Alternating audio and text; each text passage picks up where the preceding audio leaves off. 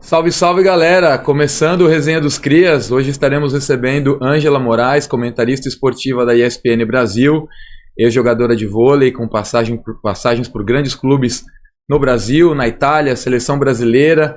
Hoje o que não vai faltar são histórias boas para a nossa convidada Ângela compartilhar conosco, mas antes de mais nada, você que gosta de bike, curte um pedal, acesse @BikeLeopoldina, busque a sua bike, busque seus acessórios de segurança, utilize o cupom RESENHA10, tenha 10% de desconto em toda a loja. A Carol falou que, olha, utilizando o desconto pode comprar a loja inteira no Pix, senão ela fica brava.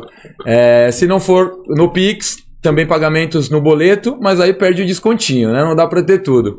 Também ConectaFoot, você que sonha em ser um jogador de futebol, acesse www.conectafut.com e tenha o futebol na palma da sua mão.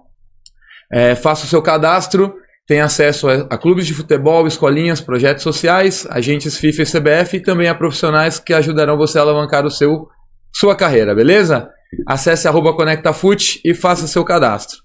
Ângela, muito obrigado pela sua participação, pela sua presença. Seja bem-vindo no Resenha dos Crias. Prazer enorme tê-la por aqui.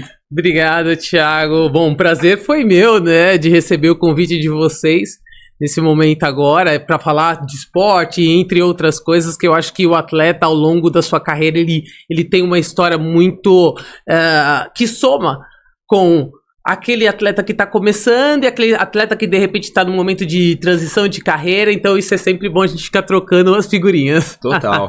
E o nosso público, assim, ele é muito forte com pais e atletas que buscam se profissionalizar em diferentes modalidades. Sim. Né?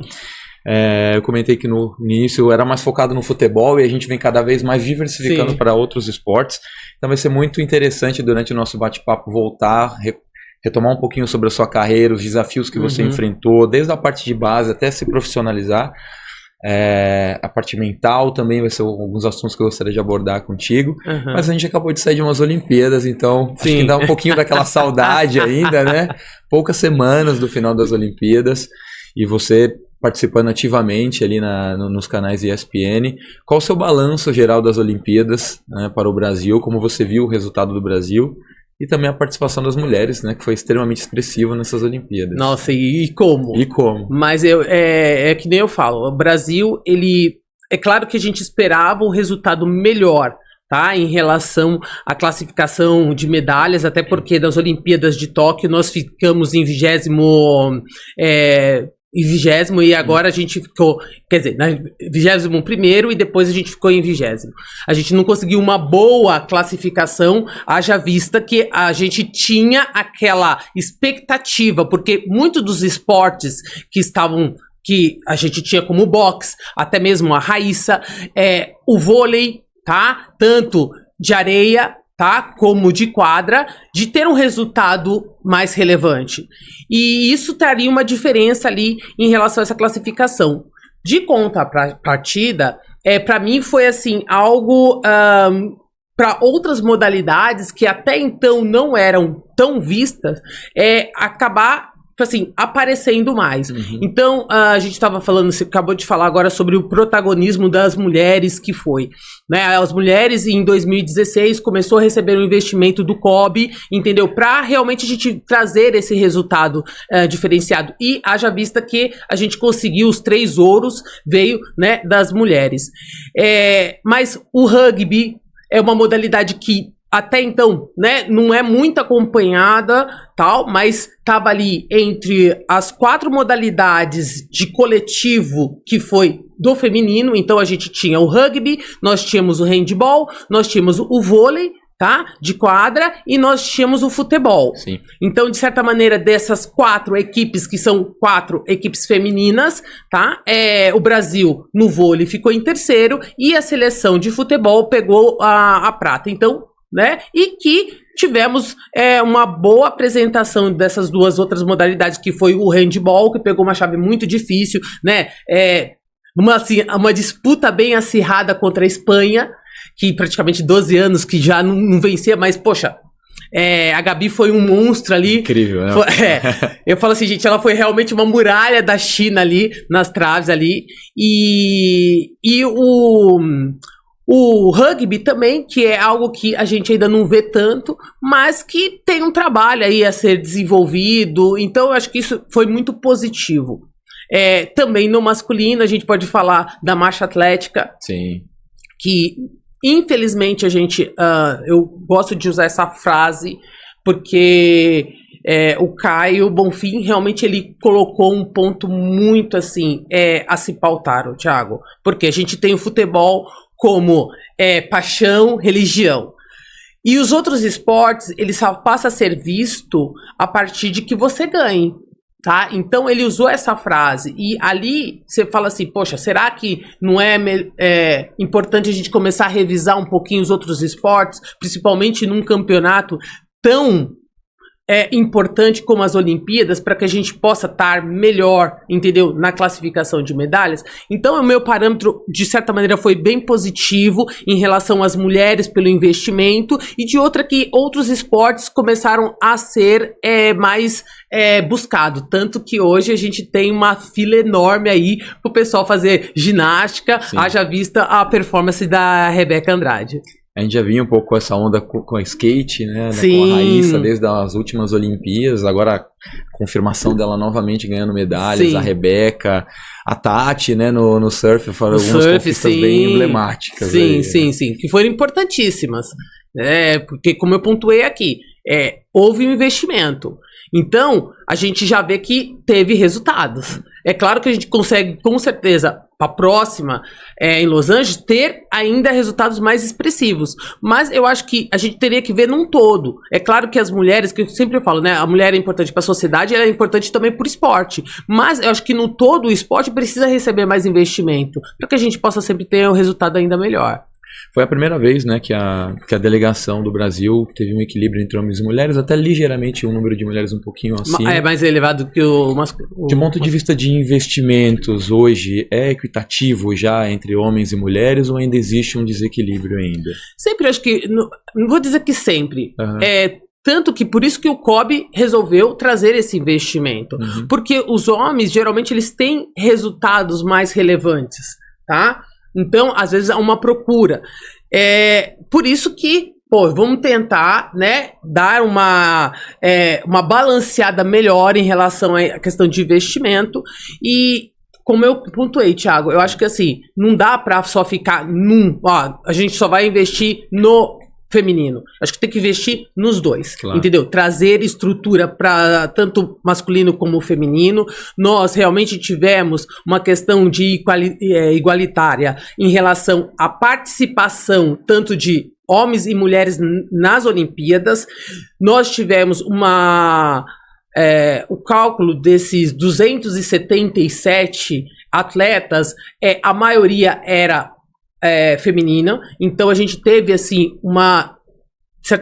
resultados melhores assim das mulheres, e eu penso assim futuramente que eu acho que a gente teria que investir, é claro, a mulher, porque a mulher tem outras coisas que tem, às vezes tem filho, então muitas vezes ela deixa de poder treinar, ter uma qualidade melhor, porque tem maior responsabilidade. A gente vê outros esportes que não tem tanto investimento, como o handball, que a maioria das jogadoras saem para treinar e jogar no exterior, não tendo uma base boa aqui no Brasil.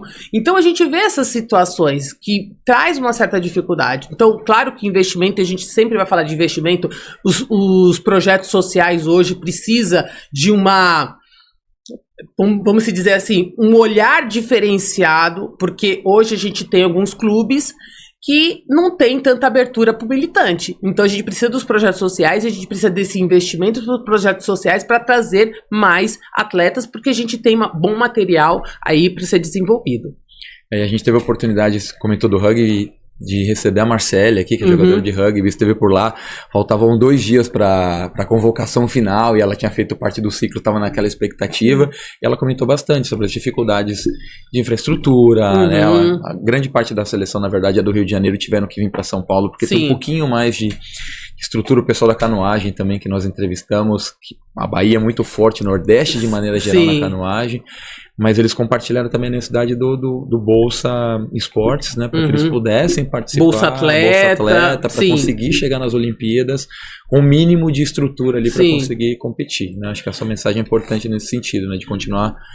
Melhorou, mas ainda precisa continuar. Então, a gente precisa de políticas para o esporte, voltada mais para o esporte. Nesse sentido, hoje a gente tem a lei de incentivo fiscal, tanto estadual como federal e municipal também nós temos, mas às vezes são poucas as pessoas que têm acesso a isso, entendeu? Porque precisa se montar um projeto, você precisa ter pessoas capacitadas para poder te dar um suporte, porque no final você tem que fazer prestação de conta. Tudo isso é algo assim que às vezes a pessoa no primeiro momento ela toma um baque. Entendeu, Thiago? Mas é por isso que não só o investimento, como essas políticas públicas, mas ter pessoas que dão suporte para as pessoas que têm intenção, porque a gente tem muito atleta. Então, se a gente for pensar assim, de transição de carreira, tem muitos atletas que, ao fim da sua carreira esportiva, às vezes ele não tem campo no mercado de trabalho, ou porque de repente não estudou, ou porque não conseguiu fazer um investimento para abrir algum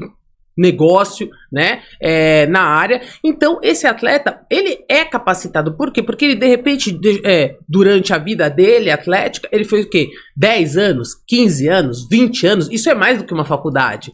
Não é só a letra, entendeu? Mas é você colocando a mão na massa e você vivenciando aquilo, que é importante. Então, essas políticas voltadas para o esporte é também focada também a pessoa atleta, entendeu? Que ela precisa ter, de repente, esse respaldo para que ela possa entrar no mercado de trabalho e, de repente, fazer a gestão desses projetos sociais ou supervisão ou mesmo ser técnico de alguma categoria, mesmo se for só da modalidade.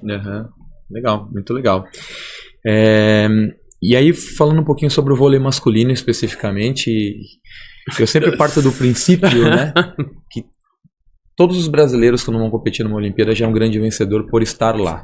Eu acho até exagerado muitas vezes críticas, né? O fulano chegou, a fulana chegou e não ganhou, é um absurdo criticar. Sim. Mas no caso especificamente, assim como na minha opinião foi um vexame o futebol brasileiro não estar lá, eu acho que no vôlei tinha uma expectativa maior no vôlei masculino pelos resultados dos últimos anos, pela equipe, pelo próprio Bernardinho, que é um grande vencedor.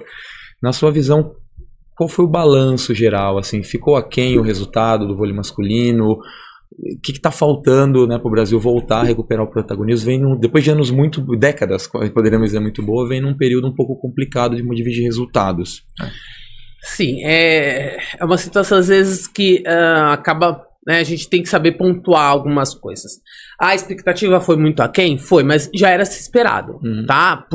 Atrás dos bastidores a gente já tinha como, de repente, a seleção não conseguir ir tão bem nessas Olimpíadas. Então, são ciclos, Thiago. A gente, desde 2016, a gente precisava trazer jovens para a mudança, né, dos atletas. Haja vista que o Lucão, já com uma idade, já participou de várias, e você não vê ele na melhor performance dele. Tá? Então, um jogador como ele já precisaria ter um substituto, entendeu? E um substituto titular, tá? Ele estaria ali, de repente, compondo a equipe, trazendo a experiência dele, mas esse titular teria que estar, né, a ser atuante, esse jovem atuante. E a gente retardou muito para essas trocas. Então, se a gente fosse ver, né, as edições anteriores, você via que de repente, olha, saiu saiu o Rodrigão, já tinha o Lucão, entendeu? Saiu o Carlão, já tinha outro substituto, saiu o Giba, já tinha Lucarelli, saiu André, já tinha o Wallace, entendeu? E assim consecutivamente, coisa que a gente não viu de uns 4 a 8 anos, porque a gente tem o ciclo, é claro que esse ciclo foi um pouco mais curto devido à questão da pandemia, mas a gente não viu essas mudanças. Então aí o Bernardinho assume novamente a seleção brasileira, e eu vou voltar um pouquinho, porque já no pré-olímpico era uma coisa assim, conseguimos a vaga, mas não é que trouxe aquela questão assim, poxa, a seleção tá bem, conseguiu bem essa vaga, não. Chegou um momento que gerou até uma certa dúvida, né? Se iria pelo ranking, né? Não necessariamente pela performance na quadra. Sim, entendeu? Sabe, olha, conseguiram a vaga, mas não trouxeram aquela questão de, poxa, a gente tá bem, a gente precisaria trabalhar. O Bernardinho assumiu novamente a seleção brasileira, e aí você vê, ao longo do processo, uma dificuldade da seleção, ao longo da VNL. Entendeu? Por mais que jogasse e pelas performances do próprio do nosso oposto, porque tinha o Alan e o Darlan. Né? Porque uma coisa é você jogar a nível nacional, como o Darlan fez ali resultados de 48 pontos numa única partida. É algo fora do normal. Mas a nível internacional não é a mesma coisa, Thiago. Essa é a realidade. Então, e aí você viu que em algum momento ele sentiu dificuldade, sim, tanto que o Alan entrou novamente sendo titular, e aí você vê a inconstância da equipe. Mas, assim, trabalho que vai ter sua continuação ali com o Bernardinho. O Bernardinho já falou que vai continuar trabalhando e tal. E a gente acredita muito no trabalho. Haja vista os resultados que a seleção masculina trouxe aí ao longo de muito tempo. Então, acho que é um período agora. As outras seleções também cresceram muito, sabe? E eu acho que é bom, às vezes, situações que a gente perde, pra gente entender aonde que tá o erro, aonde que a gente, de repente, deixou a coisa... Poxa, a gente tá ganhando tudo, não se preocupar tanto, sim, assim. Infelizmente, o Renan Galzotto, ele teve os seus momentos bons e os seus momentos ruins dentro da seleção, teve a questão da saúde dele também, então... foram N fatores. Então a gente não pode pontuar uma única coisa. Então acho que nessa situação a gente tem que pensar assim, poxa, vamos pensar agora em Los Angeles, tem um tempo hábil a se trabalhar e ver o que a gente traz de resultados aí para os próximos campeonatos. O Bernardinho, ele tá na seleção e ele tá no Flamengo também, né? Sim. Você que esteve lá dentro da quadra, né, e você é treinadora também, depois a gente vai falar um pouquinho sobre isso, é possível no voleibol conseguir dividir bem a função de estar num clube e também estar na seleção, ou chega um determinado momento que vai ser necessário fazer uma escolha? Bom, pro Bernardinho ele tira isso aí de letra. O dia dele tem 48 horas? Nossa, gente, ele tira isso de letra, até mesmo o próprio Zé Roberto, se a gente for pensar. Entendeu? Hoje em dia a gente até pensa assim, gente, não tendo os dois como técnicos, né, encabeçando a seleção, quem seria os seus substitutos? Então tem uma questão aí a se pensar. Assim, vai depender muito, eu acho que você saber administrar. Eu acho que um técnico é sempre bom, porque clube é uma coisa e a seleção é outra, mas você traz muita coisa também. O que de repente deu certo? Porque você imagine, Thiago, você como técnico, você ficar uma temporada totalmente fora, sem você dar treino, sem você de repente participar de situações complicadas durante o jogo, como que eu posso fazer as substituições, como que eu vou mudar a minha estratégia do jogo. E aí eu vou até enfatizar aqui que nem os Estados Unidos contra o Brasil, tá? No feminino. Cara, o técnico dos Estados Unidos, ele foi muito inteligente, porque no segundo set a seleção dos Estados Unidos, assim, tava péssima. Ele tirou praticamente todas as jogadoras, entendeu? E aí ele conseguiu novamente trazer o jogo, haja vista que os Estados Unidos ganhou. Então, essas situações que às vezes apresenta, que às vezes se o técnico, ele, vamos dizer assim, o dia a dia, ele não tem essas experiências, não tem essas situações, na seleção brasileira, será que durante os campeonatos internacionais, como será isso?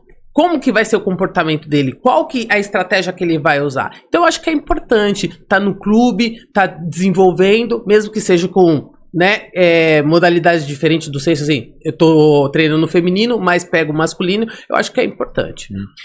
Com o Bernardinho você trabalhou com o Zé Roberto? Eu trabalhei com os dois técnicos. Trabalhou com os dois.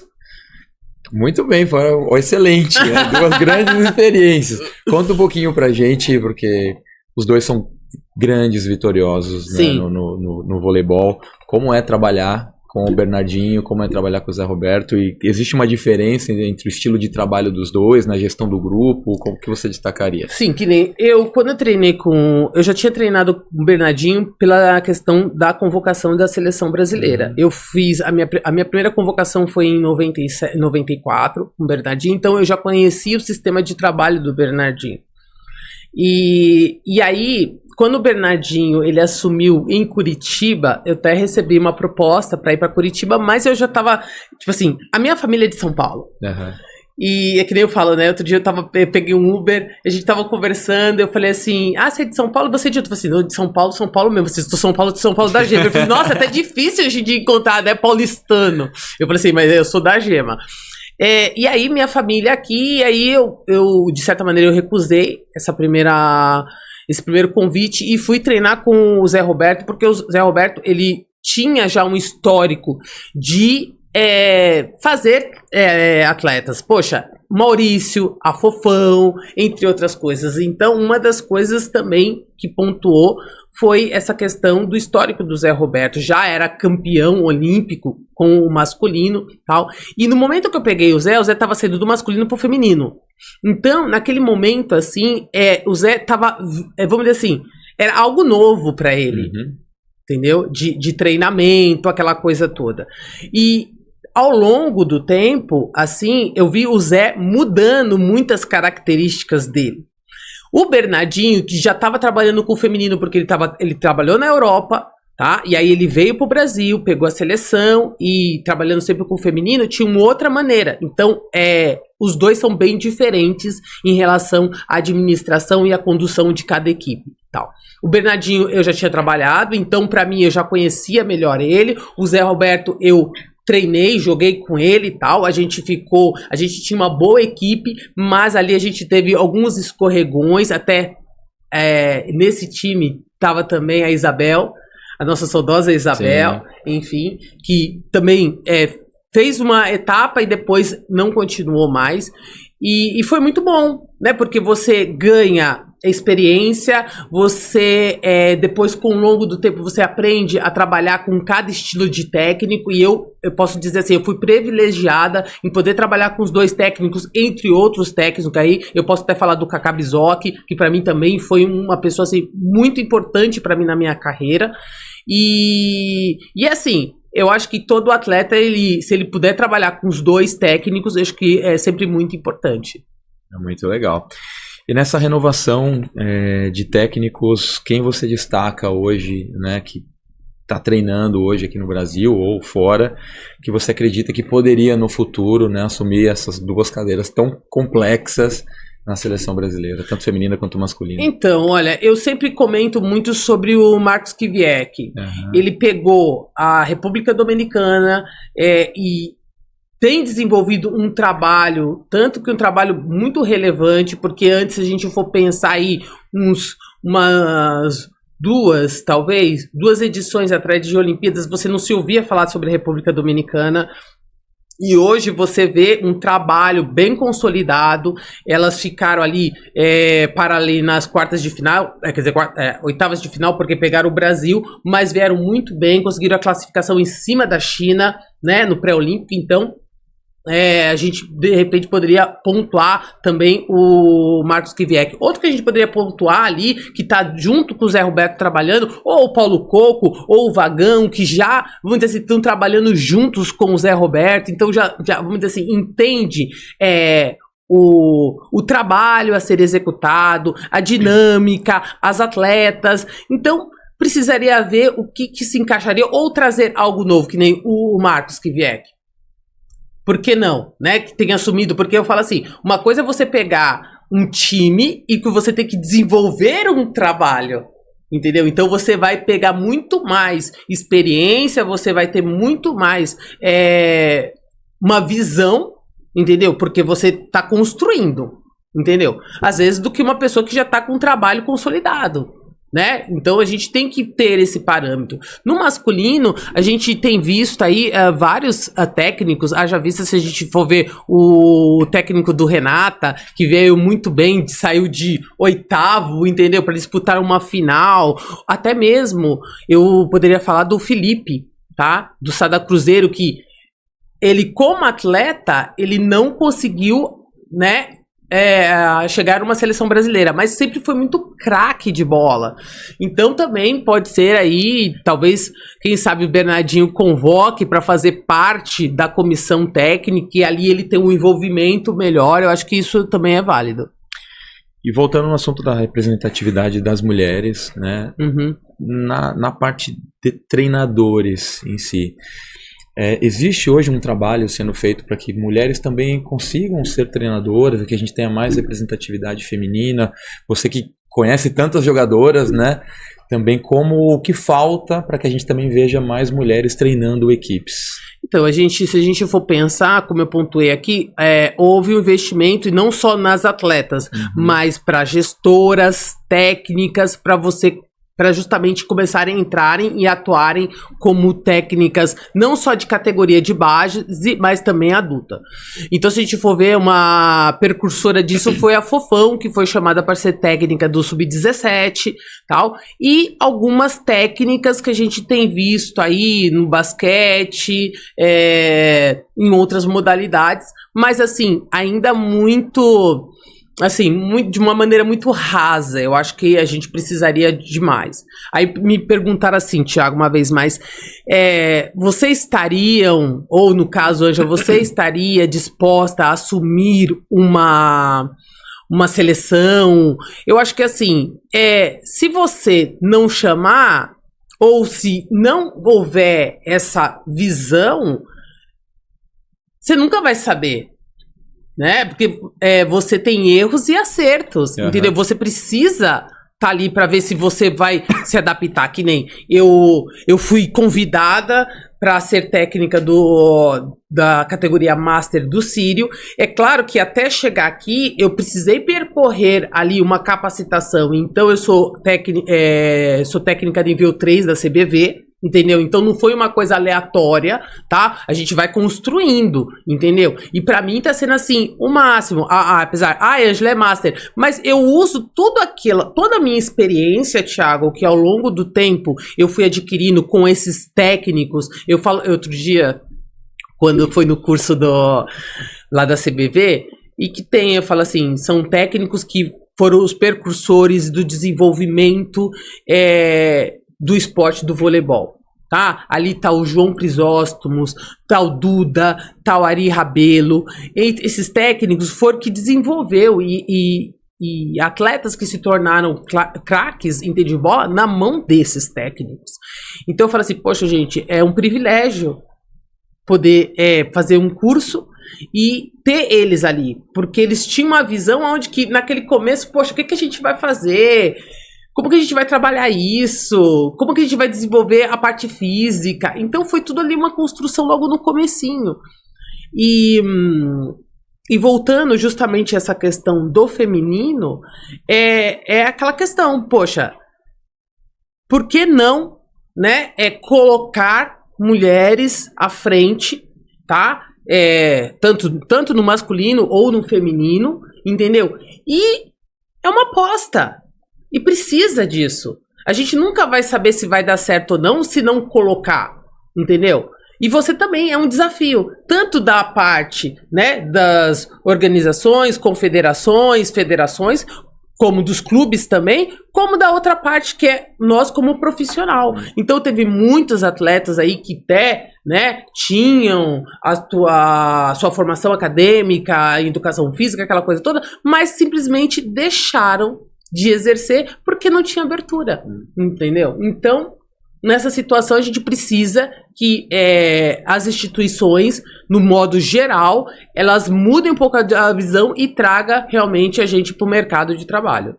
Totalmente. A partir do momento que você abre para o mercado que existe a possibilidade, Sim. faz com que mais profissionais tenham interesse e invistam tempo, dinheiro, né, para conseguir continuar se capacitando, mas é muito difícil você fazer isso também sabendo que a porta lá na frente tá... É por isso que a gente sempre volta na questão da representatividade. Tem muita gente hoje que fala que é mimimi, não, mas não é. É importantíssimo e mudar em todos os níveis, né? Você comentou, passa pela própria...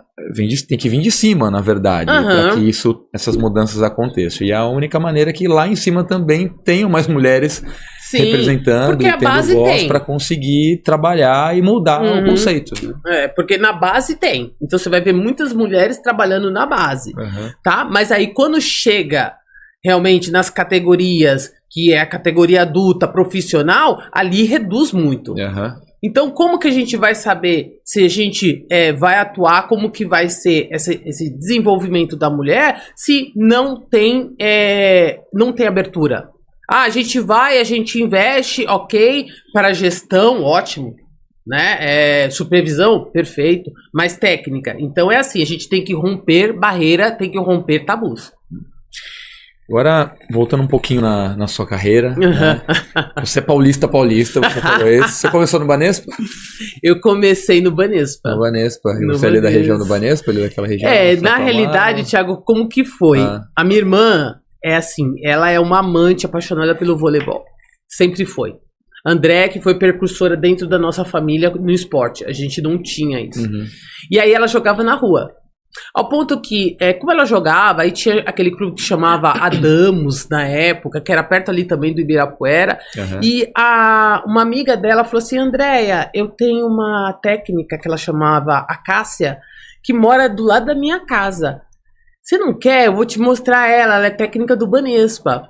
E ali foi que ela foi em casa, a Andrea foi fazer um teste no Banespa, tal, não sei o que, e foi aprovada. E aí, quando ela foi em casa, ela me viu, ela mais ou menos com 11 anos de idade, já tinha 1,70, ela assim, nossa, você é alta, tal.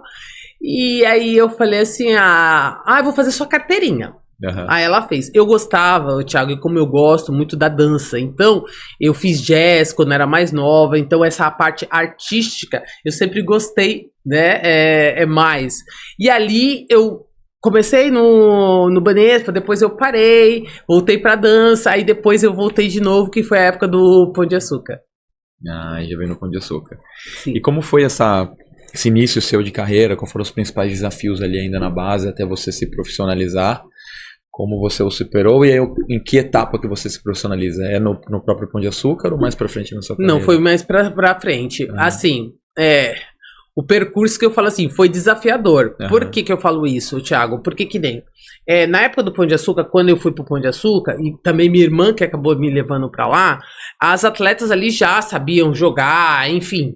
Né, tinha aquilo como a paixão, o esporte, como eu falei, eu tinha a dança como algo que sempre mexeu muito, porque tinha a questão da expressão corporal, a expressão facial, a arte em si. E aí, eu fiquei treinando durante um ano e tal, e aí veio o corte, que naquela época tinha um corte. E aí me cortaram porque... Na concepção dos técnicos, eu não me tornaria uma atleta a nível profissional ou de seleção brasileira. Bom, aquilo pra mim foi um gatilho. Foi um gatilho. No primeiro momento. Aí eu fui pro São Paulo Futebol Clube, onde que ali eu tive também um privilégio de trabalhar ali com o Índio, tá? Que foi um dos meus técnicos, assim... Sabe, que pra mim, eu até chamo ele como meu pai, porque ali ele soube conversar comigo, ali ele soube pontuar algumas coisas pra mim, porque eu era muito brincalhona, sabe, meninona, enfim, naquela época a gente brincava, eu com 15 anos ainda tinha minha boneca, tal. E aí ele falou assim, poxa, Anja, chegou em mim e falou assim, Anja, realmente, se você quiser realmente se tornar uma jogadora profissional, você tem que mudar um pouco a sua característica de só brincar e se focar mais, se concentrar mais, entre outras coisas. E ali foi um segundo gatilho. E dali pra frente, eu tive a oportunidade de trabalhar com uma técnica que chama Luísa, que ela é japonesa, né? Então, o estilo e a metodologia de treinamento dela era bem asiático. Então a gente defendia muito, a gente fazia muita musculação, entendeu? Então eu ganhei muita parte física ali. Tal. E ali foi. E ali, o primeiro ano que eu fui jogar uma Superliga foi em Ponta Grossa, tá? Onde que o técnico lá era o Duda. e que já tinha passado pela seleção brasileira, tal, mas aí começou um desenvolvimento do esporte lá, e eu fiquei 2 temporadas lá, e foi essas 2 temporadas que eu dei um boom, entendeu? Porque as pessoas começaram a ver porque eu mudei da posição de ponteira para central, isso na minha época de juvenil, né, para adulto, tal, mudei a posição e comecei a jogar, comecei a desenvolver. E ali foi quando a gente ficou em 6º lugar da Superliga, e ali o pessoal do Solo Tietê, através do Washington, que era o supervisor da época, junto com o Kaká Bizoc e tal, a gente tinha uma comissão assim, muito coesa, muito boa, também o Zé Raimundo, e aí eu fui para o Solo Tietê, interior de São Paulo, né? Saí do Paraná, vim novamente para o interior de São Paulo. E foi quando eu falei que foi o primeiro ano, sem ter passado pela categoria de base na seleção, que eu recebi minha primeira convocação do Bernardinho. E nessa época, você só era convocada se você era craque de bola. Entendeu? Para você estar na seleção, você tinha que jogar muito, você tinha que fazer diferença. E ali foi. Então foi mais ou menos nesse desenvolvimento que eu tive ao longo, que eu falei assim, e quando chegar numa seleção brasileira, os técnicos falaram assim, poxa, aquela jogadora que a gente dispensou, que talvez a gente não tinha, vamos dizer assim, na visão, né, não seria a jogadora, uma jogadora profissional, uma seleção brasileira. Então, às vezes você vê que ao longo do tempo, às vezes a gente erra também. Né? E a gente não tem que fazer juízo de valor, olha, porque você fez isso. Eu também converso hoje com esses meus técnicos, tenho amizade e tal, mas pra mim acho que também foi importante, porque foi, como eu falei, foram gatilhos que foram fazer assim, então tá bom, tá falando que eu não sou, eu vou mostrar que eu sou, não sei o que, entendeu? E ali eu fui escalando. Acho que essa mensagem é importante, né, para o pessoal que busca uma carreira profissional, de entender que ao longo da carreira, principalmente na base, você vai ter mais não do que sim. Por determinado momento. Eu acho principalmente essa nova geração que tem outras ferramentas, talvez não é tão resiliente como era a nossa geração do passado, né, de não desistir, né, de não desistir, seguir, de manter o ritmo. E como manter a parte mental e o foco, Ângela, quando às vezes as coisas não estão acontecendo, mas você que passou por lá sabe que a qualquer momento vem a oportunidade que você busca, né? Que mensagem você tem para esses jovens aí que buscam de como manter o foco, como manter a concentração e estar preparado para quando surgir a oportunidade? Thiago, isso aí é uma coisa que tem que ser hoje em dia trabalhada. Como você falou, na nossa época, a gente, como a gente brincava na rua, a gente tinha era uma outra situação. A gente não tinha computador, a gente não tinha celular, tá? Então você brincava na rua, você brigava na rua, você resolvia seus problemas na rua, então isso trazia uma casca, entendeu? Uma resiliência. Então não era por qualquer situações que você falava assim, eu vou desistir. Como eu falei, né? Se eu fosse desistir, porque a primeira vez eu ouvi um não, eu tinha parado e eu não tinha me tornado Ângela Moraes, entendeu? Ou no caso, né, como o pessoal me chamava de Super Ângela. Não teria. Mas hoje em dia a gente está num outro período onde que os nossos jovens, eles não estão preparados para isso. Então hoje a gente precisa de profissionais para trabalhar justamente essa parte mental dos atletas. Tá? E para que desenvolver eles, porque hoje em dia o atleta, porque se me xingou, se me falou, aquilo lá ele guarda, ele não consegue trabalhar isso. São poucos, eu não vou falar assim que são todos, mas são poucos os atletas que conseguem trabalhar isso. Então hoje em dia a gente precisa assim de profissionais para trabalhar essa questão da saúde mental do atleta saber o seguinte, bom, eu ouvi um não, eu preciso conversar com alguém.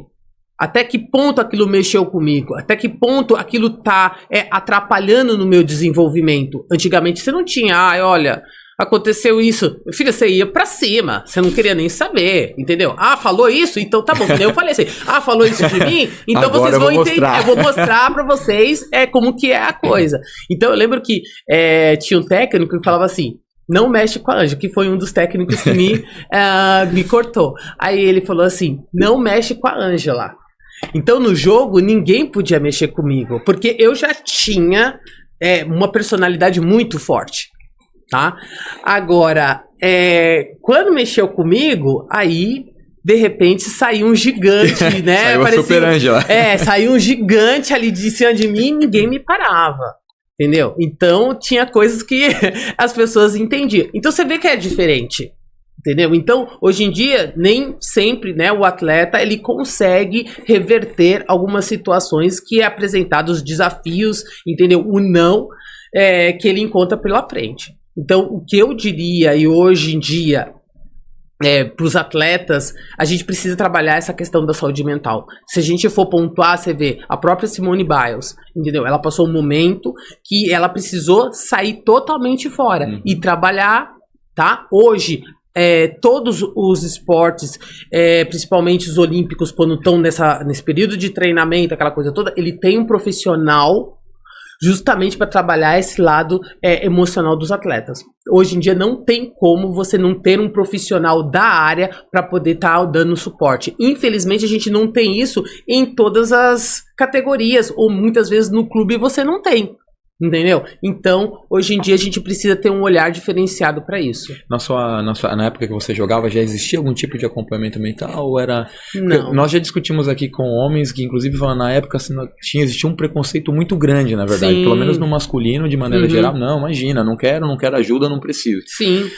Chegava a ter algum tipo de suporte na sua época ou ainda não era tão difundido? Não era tão. A gente até chegou a ter uma psicóloga na época do Pinheiros, tá? Que ela fez um trabalho, aí eu falei assim, a gente estava fazendo um trabalho, né, num ambiente fechado, eu falei assim, vamos passar isso a fazer dentro da quadra, porque ali é onde que a situação não está acontecendo, e ali que foi, e a gente foi muito bem, trazendo esse título, né, de terceiro lugar da Superliga pro Pinheiros, que nunca tinha tido esse título, chegado a esse título. Então você vê a importância do profissional, entendeu? Em certas situações. E isso que eu tô te falando no Pinheiros, isso é em 2008, 2009. Anterior a isso, não se ouvia falar a questão de psicólogo ou qualquer profissional da área para trabalhar esse lado. Engraçado que uma vez uma amiga minha falou assim, Anja, vocês não têm psicólogo para trabalhar? Eu falei assim, pra que isso? Olha só a ignorância. Entendeu? Porque não tinha conhecimento, eu não tinha conhecimento a respeito do assunto. Então, para você ver que já era, isso já é importante. Já existia uma necessidade, talvez nem a gente sabia da importância, né? Como verdade, hoje a gente... verdade. consegue enxergar. Verdade. E como foi, você comentou um pouquinho da seleção, mas como foi quando você recebe a primeira convocação? Onde você estava, você lembra? Você estava em casa, estava no treino, quando chega a informação que você tinha sido convocado pela primeira vez para a seleção brasileira? Então, eu recebi a convocação através do meu técnico, nós estávamos em treinamento, e aí saiu a lista de convocação, e eu fui convocada, e naquela época, assim, porque que nem eu nunca tinha passado uma seleção de base, Thiago. Então você fala assim, cara, como que vai ser? E olha só que legal, aquele ano eu tava jogando junto com a minha irmã. Porque quem levou eu pro voleibol foi a minha irmã Andréa Moraes. Hoje ela mora na Itália, foi pra lá bastante tempo, enfim. E aí a gente foi a primeira convocação juntas para a seleção adulta. Então, por um período, a gente ficou juntas, porque as meninas que eram titulares naquela época da seleção, elas tinham sido dispensadas para descansar, enfim, porque é bem puxado. E aí a gente passou juntas, fizemos alguns jogos, aquela coisa toda. Depois a minha irmã foi dispensada, foi cortada, e eu fiquei. Nossa, eu ficava assim, meu Deus, que... Sabe, você tem medo, você fica com medo, né? A primeira vez, pessoas ali, atletas que já estavam acostumadas e tal. E ali pra frente, foi assim, você vai construindo, entendeu? Como eu falei, eu já tinha uma personalidade, então ali você vai construindo o seu espaço, o seu desenvolvimento ali junto com o grupo, e assim foi. Mas assim... algo assim inusitado, porque na época, como você ia pegar uma seleção adulta, um Bernardinho sem ter passado nas categorias de base. E teve alguma jogadora que te ajudou bastante nesse processo de integração, que te acolheu e te ajudou a te integrar dentro do grupo da seleção brasileira? Então, eu tinha a Ana Paula Popó, que eu falo assim, outro dia a gente tava trocando as fotos, eu falei assim, nossa, a Popó, a gente tava sempre juntas. E a Popó era mais velha, entendeu? Então, quando a minha irmã saiu, então ela ficou ali comigo, com a Ricarda, que hoje é chefe de gabinete da senadora Leila, entendeu? A gente já tinha amizade porque ela já nos conhecia cedo, porque minha irmã jogou com ela em Blumenau.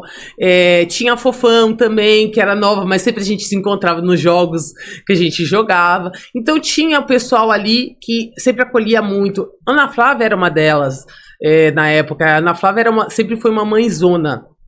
Então, você tinha sempre aquelas que te acolhiam, você tá começando agora, sabe? Te explicava, e depois você vai, e aí fica uma coisa assim, vamos dizer assim, entre parênteses, normal. E no vôlei, tem bastante resenha também? Vocês aprontavam bastante na concentração? Como que era o relacionamento entre vocês? Aprontava bastante. Aprontava bastante? Vou colocar aqui 3 pontinhos. Aprontava bastante. Tem muitas histórias, é claro que a gente não pode revelar todas, mas sempre tinha aquelas que acabavam saindo, fugindo da concentração, aprontavam, enfim, tinha várias situações. Tinha aquelas que brigavam também, o pega pra capar ali, enfim. Várias situações que aconteciam ao longo do... Tem alguma que dá pra contar sem falar nomes ou não? Então, né? Então, foi que nem... a gente tava lá acho que foi em Tóquio. E aí a gente tinha acabado de vir do treino e tal. E daqui a pouco...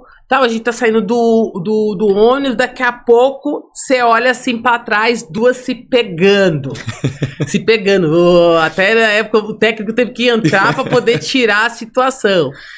Então, assim, pra você ver, né, era coisa... Mulheres, trabalhar com mulheres, a gente tem que saber, o técnico tem que saber trabalhar essa questão. Hoje em dia, não tanto, mas antigamente tinha as rixas. Por quê? Como a gente geralmente jogava mais tempo nos clubes. Então, tinha aquela questão, assim, de rivalidade. Tá? E aí você ia pra seleção brasileira e você se encontrava. Então essas coisas aconteciam na época. Hoje eu acho que não acredito tão assim, porque hoje em dia tem um pouquinho mais de amizade, aquela coisa toda. Mas na minha época a coisa era bem mais pesadinha. Difícil. Imagino. E falando aí na sua transição, né, para comentarista esportivo, você se preparou durante a sua carreira para o pós-carreira? Que esse é um assunto que a gente gosta bastante de abordar. Sim. A carreira de atleta, ela é curta, linda, mas ela é curta. Sim. Né? E você às vezes para de jogar entre 35 e 40, vamos colocar assim, alguns até um pouquinho antes. Depois você ainda tem uma vida inteirinha pela frente. Você se planejou para esse pós-carreira e como que surgiu a oportunidade de ir para ser comentarista esportivo? Então, Thiago, olha só, eu em 2005, 2006, foi 2005, eu engravidei, eu tive a Isabela, em 2006. Já naquele período, eu já estava pensando, né, você já tinha que começar a pensar ali em mudanças, em algumas coisas. Quando eu voltei para o Brasil, que foi a época que eu voltei... Ela nasceu na Itália? Não, ela nasceu aqui no Brasil. Meu marido, né, é brasileiro, e aí...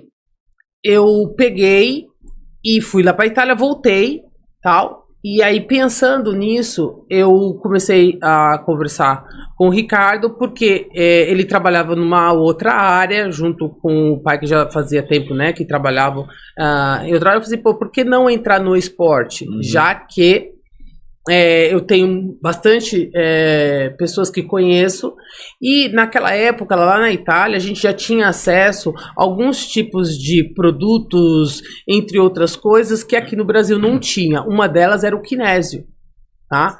Então, aí quando a gente veio para São Paulo, porque eu joguei em Macaé, e aí quando eu vim para São Paulo, eu peguei e comecei a entrar em contato com outra pessoa. Eu falei assim, poxa, vamos entrar pro mercado esportivo. Nisso, o que aconteceu? Eu peguei e abri uma loja de artigos esportivos, tá? Eu falei assim, no paralelo vai trabalhando o kinésio, que são bandagens esportivas, e depois, de contrapartida, eu abro a loja, porque são acessórios, então era joelheira, tênis, aquela coisa toda, e né, vai trabalhando. E ali foi que eu comecei a fazer a minha transição de carreira, pensando em parar de jogar. Quando eu parei, que aí eu não acertei contrato para jogar no estado de São Paulo, eu falei assim, eu não vou para fora. A Isabela era pequena, eu falei assim, gente, eu não vou fazer isso, porque eu tenho alguns princípios assim. E aí eu falei assim, vou estudar. Então a empresa ela já estava andando, tá? Nesse segmento de bandagens esportivas e tal. Eu falei assim, gente, agora eu vou estudar. Aí eu fui fazer faculdade de Direito. Né? Pensei assim, mas Direito, vou fazer Direito. E ali eu fui fazendo, e aí eu fui construindo, fui trabalhando um pouco na área, porque eu gosto muito dessa parte de documento, contrato, entre outras coisas, tal. E ali, ao longo do tempo, eu recebi uma primeira proposta para ser comentarista no Terra, tá? Em 2012, para comentar o vôlei de areia. Nas Olimpíadas, o Terra era, vamos dizer assim, uma plataforma digital que ia estar passando, tinha vários canais, enfim. Depois, eu fiquei um tempo sem trabalhar na área de comentarista, mas continuei fazendo a faculdade, trabalhava na empresa na parte mais burocrática, que seria a parte administrativa, tal, eu que fazia. E ali foi, até eu terminar minha faculdade. E aí depois eu comecei a entrar, a falar assim, gente, calma aí, eu vou buscar dentro dessa área me aprimorar. Então aí eu trabalhei um pouco com a área de direito imobiliário, entendeu? Que era uma área que tinha bastante gente que trabalhava assim, gente, bom, tem a empresa lá e a gente vai fazendo outras coisas, vai entendendo um pouco. Aí eu peguei e entrei para começar a ver a questão do meu CREF e fazendo os cursos da CBV, né, para me profissionalizar. Nesse meio tempo, recebi uma outra proposta da ESPN para ser comentarista, e ali já faz o quê? 4 anos, porque eu entrei em 2020, e já tô na casa já faz um tempo, e nesse longo do tempo, um tempo atrás a gente estava trabalhando aí com os atletas, né, nessa época das Olimpíadas, então a gente abriu uma agência com mais 2 sócios, né, o Ricardo Pires, que já vinha dessa questão do marketing e tal, e o Henrique Silva, a gente trabalhando com atletas, projetos, entre outras coisas. Então eu fazia parte de gestão dessa agência, e ali recebi o convite depois do Sírio, do Clube Sírio, para compor, né, o quadro deles de profissional, técnicos na área de voleibol. Uau! Sobra tempo para alguma coisa? Olha,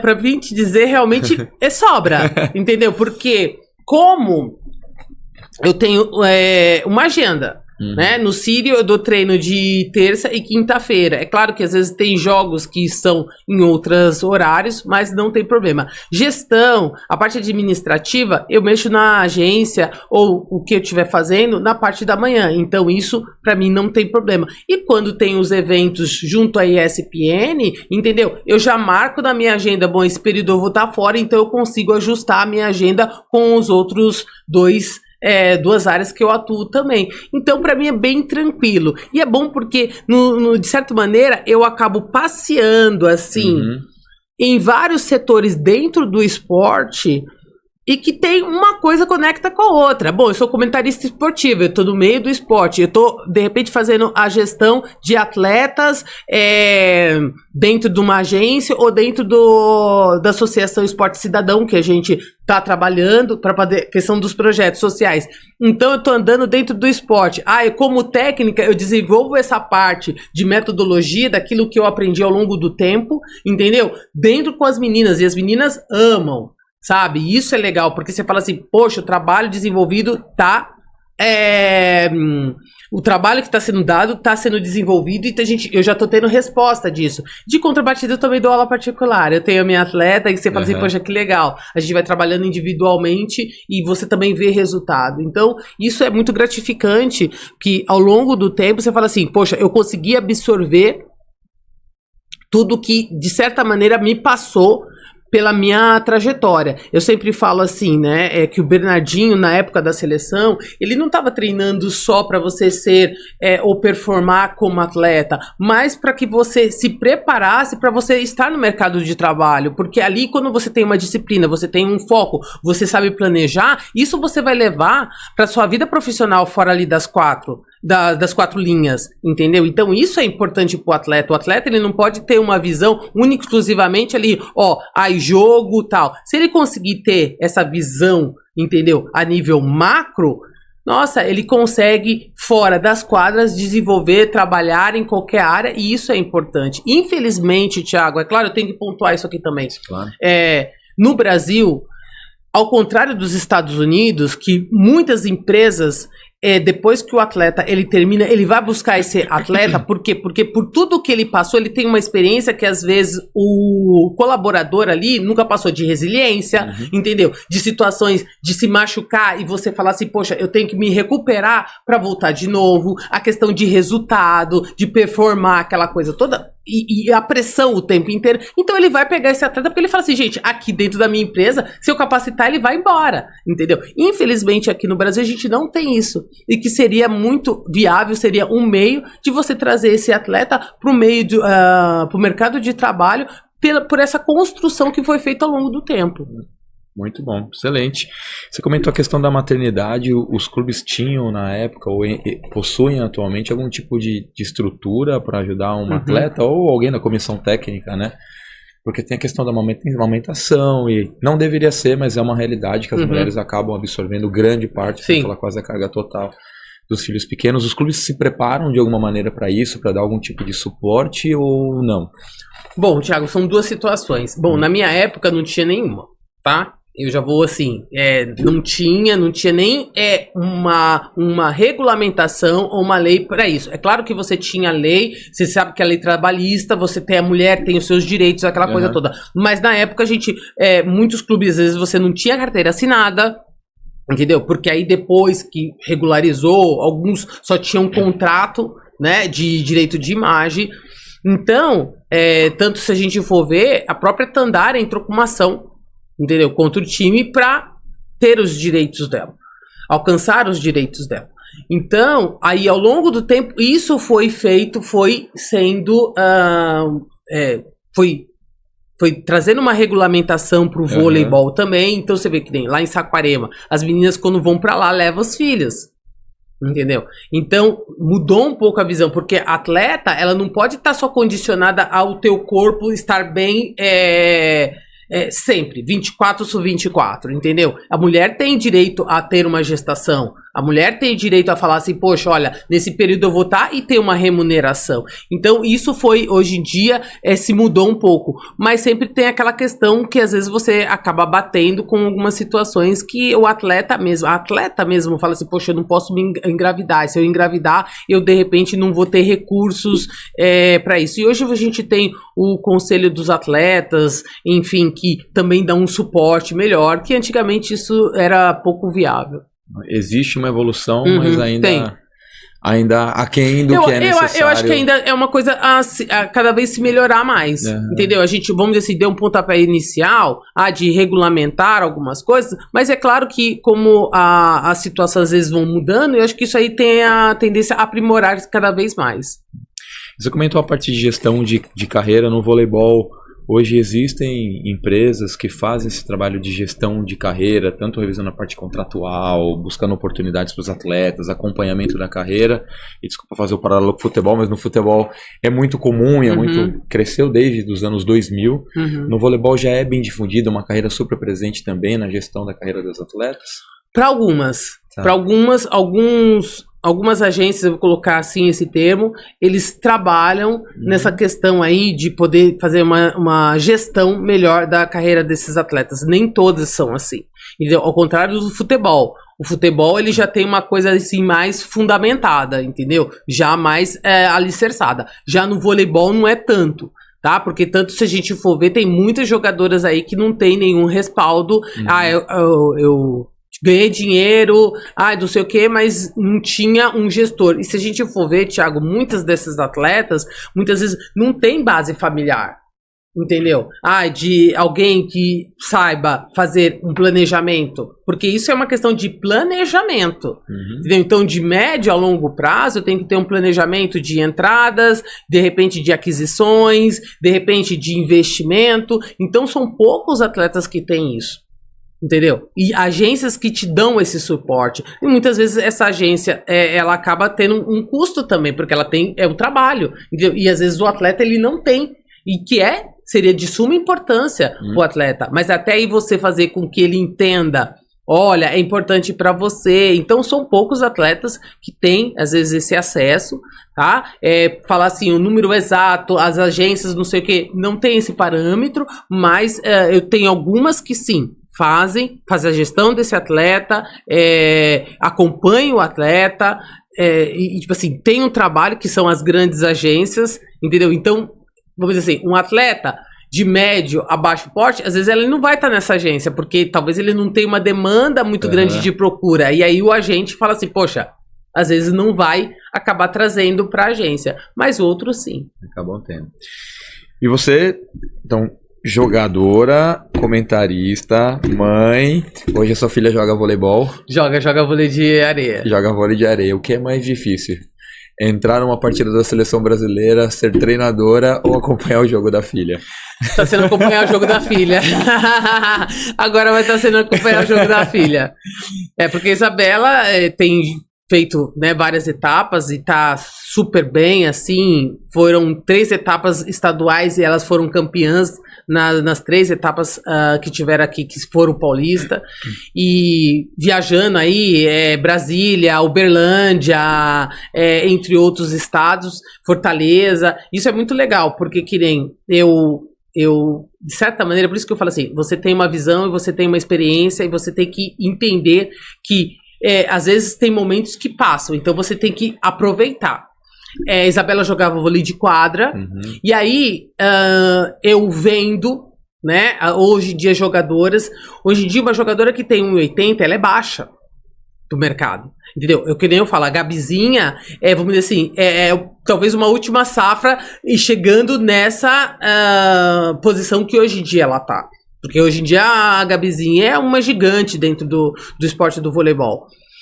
Hoje em dia você pega tudo atletas de 1,90 para cima. Então uma jogadora que tem 1,80 e pouco, não sei o quê, aí já fica assim, poxa, ou ela salta muito, ou de repente a opção de ser levantadora. Entendeu? Então já fica estreito assim, mais limitado ali o mercado. E aí eu falei assim, Isabela, vamos testar vôlei de areia. Aí eu fui, na época de férias dela, eu falei assim, vamos testar. Fui, levei ela do treino, aquela coisa toda. E aí, quando foi a retomada de novo dos treinos, eu cheguei no técnico e falei assim, olha, o lance é o seguinte, ela subia de categoria. Eu falei assim, a Isabela não vai ficar porque ela vai jogar vôlei de areia. Nossa, Ângelo, eu falei assim, não, porque é uma questão de evoluir. Porque se ela vai ficar no time e ela talvez fique no banco, isso vai atrapalhar o desenvolvimento dela. Então, pensando nisso, eu falei assim, gente, vai passar na areia. E tá dando super certo. É claro que a Isabela tem o intuito de ir para os Estados Unidos, fazer faculdade nos Estados Unidos, jogar, porque hoje em dia o atleta, ele busca isso através da bolsa, jogando ou vôlei de areia ou vôlei de quadra. Então, um dos objetivos é esse. Mas ela tá, assim, muito bem, tá voando e traz uma felicidade. Porque, de certa maneira também, Thiago, olha só, as pessoas fazem muita comparação. Então, eu fui uma atleta, principalmente na minha posição, que marquei muito a minha geração, e hoje em dia as pessoas, né, sempre, nossa, Ângela, e aí sempre começa a comparar. Então, isso eu acho que não é legal, não é algo que às vezes acaba desestimulando, entendeu? O atleta, que às vezes acaba ouvindo isso. Então, para certas situações, eu até falei assim, olha, não coloca a minha filha na posição de meio. Porque a comparação vinha e já estava vindo, não tinha como. E aí eu falei assim, bom, vai para areia. Eu já joguei areia também, porque teve um período, eu passei jogando na Itália, né? Quando eu ia lá tinha o 4x4, então eu joguei uma etapa de dupla também na Suíça. E foi ótimo pra mim, sempre gostei do voleibol de areia. E ela tá jogando e tá indo bem, e é isso que importa. Acho que a parte mais difícil nessa relação, o esporte já é apaixonante de maneira geral, né? Sim. E quando você ainda tá com o seu filho, a sua filha dentro da quadra, é ainda mais difícil, né? Conseguir controlar, ficar quietinho, torcer, ao mesmo tempo apoiar. Sim. Não é fácil, né? Então, eu sou muito técnica, no senso que o pessoal, assim, os pais falavam assim, nossa, Ângela, mas você não torce? Aí eu falava assim, gente, é que eu fico olhando taticamente, fico vendo como que elas estão se posicionando dentro de quadra. Sabe que você começa a fazer leitura do jogo. É muito engraçado, Thiago. Porque às vezes você vai lá, você fala assim, você não consegue torcer. Você fala assim, gente, mas por que não tomou essa decisão? Olha a postura. Por que não atacou? Sabe? O que levou a ter essa decisão naquele momento agora, tal. Então, é muito engraçado isso. E ali, é claro, Sem dúvida nenhuma, né? Eu sempre pontuo as coisas para Isabela. É claro que a decisão é sempre dela, mas a experiência que a gente tem é sempre legal porque a gente vai colocando para os atletas. Então tem muitos atletas que acabaram vindo conversar comigo para ter, né, uma mentoria no senso que, olha, o que eu tenho que fazer, qual que é essa situação, tal, e a gente vai pontuando. E o importante é que todas os conselhos, o que de repente o atleta deveria fazer, ou os pais deveriam fazer, de forma assertiva, então todas deram certo, entendeu? Aquelas pessoas que eu aconselhei e aquelas pessoas que não ouviram o conselho também acabaram tendo uma péssimo resultado. Então eu falo assim, gente, eu entendo que às vezes você precisa, como você mesmo falou, a gente comentou aqui, procurar um profissional da área, entendeu? Da área para você poder ter essa gestão, para você ter esse respaldo, porque o atleta vai passar por várias situações e como a gente já tem informação.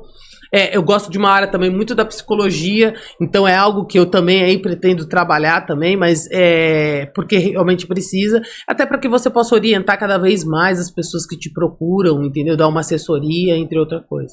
Totalmente. Está quase caminhando para o final, quase caminhando para o final. A gente tem um quadro que a gente sempre pede para os atletas que passam por aqui escalar a sua seleção. Então você é a treinadora da seleção. Para escalar a sua seleção dos atletas que jogaram contigo, você é totalmente livre para escolher. Você pode ser a técnica, pode estar jogando, a opção é sua. Nesse caso, eu acho que você é atleta, né? Porque hoje em dia, com a estatura das atletas, mas que nem uma das atletas que eu colocaria assim para jogar seria a Márcia Fu. Outro dia a gente estava conversando sobre justamente ela. Eu falo assim, ela foi uma jogadora muito completa. E se a gente for pensar ao longo do tempo aqui, com certeza a Márcia Fu estaria nessa equipe. Pensando aí também, a gente também teria a Gamova, né? Forte, como levantadora, claro, a gente tem Fernanda Venturini e Fofão, mas a Irina era algo assim, sabe, fora do normal, tal. De centrais, eu colocaria tanto a Fabizona como a Thaísa. Sempre foram muito fortes, assim, principalmente, né, principalmente a Thaísa, quando não tinha a lesão que ela teve. Nossa, era algo assim, que pra gente foi muito importante. E a outra ponteira, eu acho que, mesmo pela estatura, mas eu falo assim, como jogador em si, eu colocaria a Gabizinha. Tá? E de líbero, eu colocaria a Arlene. A Arlene passou um tempo na seleção, mas a Arlene tinha também uma postura muito boa, assim, principalmente fundo de quadro, jogou aí até seus 40 e poucos anos. Eu montaria mais ou menos essa equipe e eu seria técnica. Ah, excelente. Super. Gostei. Ângela, agradecer imensamente a sua participação, o seu tempo, pelo bate-papo. Tenho certeza que foi extremamente enriquecedor para todo mundo que está nos assistindo. É muito bom quando a gente traz ex-atletas que fizeram uma transição legal também na sua carreira e continue contribuindo com o esporte, como é o seu caso, em diferentes esferas. Não somente agradecer a sua participação, sempre as portas abertas aqui para você quando quiser retornar.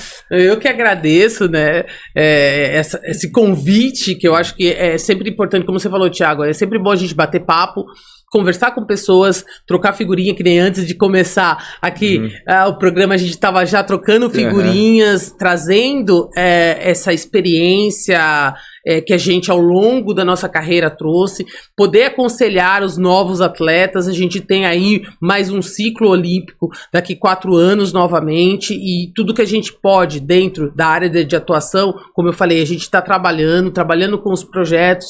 A gente tem aí o trabalho do projeto da Fofão, do Ricardo Oliveira, né, entre outros que a gente vai estar trabalhando, fomentando, porque é aquela coisa, a gente tem que deixar o legado. Qual que é o legado que você vai deixar de tudo que você, ao longo da sua vida como atleta, plantou, né? É gestão, é metodologia, a sua experiência. A gente tem que deixar para as novas gerações. Então hoje, como eu estou trabalhando nessa parte de gestão, enfim, como técnica também, quem sabe, hein, Thiago? Logo eu ponho aqui só, né, como técnica da seleção brasileira. Como técnica da seleção. Ó, tô jogando aí, ó. Tô jogando. Fica a dica, hein, pessoal? E obrigado mais uma vez por participar aqui das Crias. E quando quiser, estamos aí para poder falar um pouquinho mais. Obrigado pessoal, obrigado pela participação. Nos vemos na próxima. Obrigado. Obrigado.